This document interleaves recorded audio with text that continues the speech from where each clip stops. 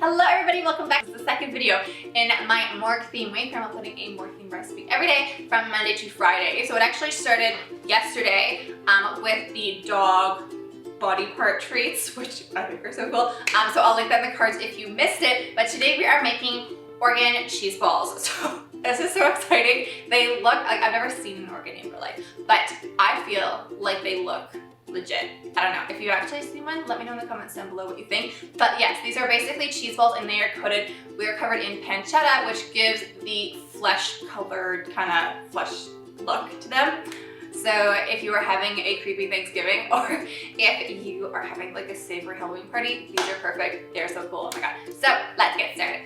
So I have 3 different flavors of cheese balls because I couldn't decide which mold to use, and then because I can't stop, I was like, well, each cheese ball should have a different flavor if I'm doing 3 of them. So first one we are doing is more of a fresh kind of cheese ball because it has fresh apple in it, which I think is really cool. So you want to get 1 cup each of chopped red apple and green apple.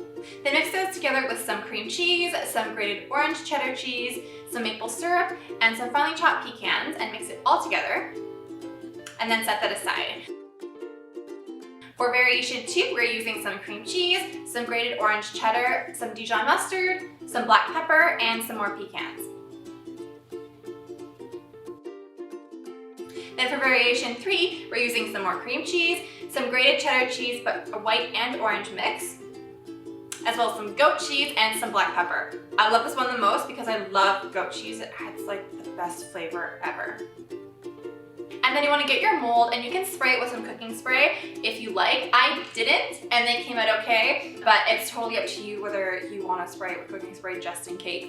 But anyways, you want to line it with some prosciutto. So when you're placing the prosciutto, you want to be very conscious of all the little like divots in the mold and press the prosciutto into it as much as possible. Ideally, you just want to have 1 thin layer of prosciutto all around the mold, but sometimes it will overlap and that's okay as long as it's into all the little crevices and shapes because you want it to look like what the mold looks like when you turn it out.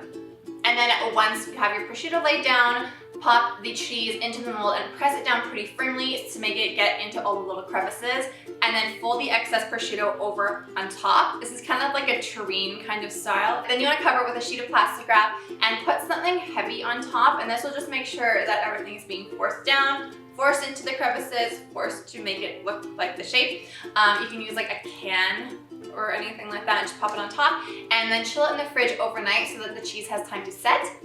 And then when you're ready to go, just unmold it and serve it with some crackers and you are done. So thank you guys so much for watching. I hope that you like this recipe. I'm so excited with this. I'm actually like in like 10 minutes, I'm going to my cottage to serve this to my family for Thanksgiving. So my Thanksgiving is weird every year because I always bring these kind of things. So it will be different, but they taste good, so it's okay.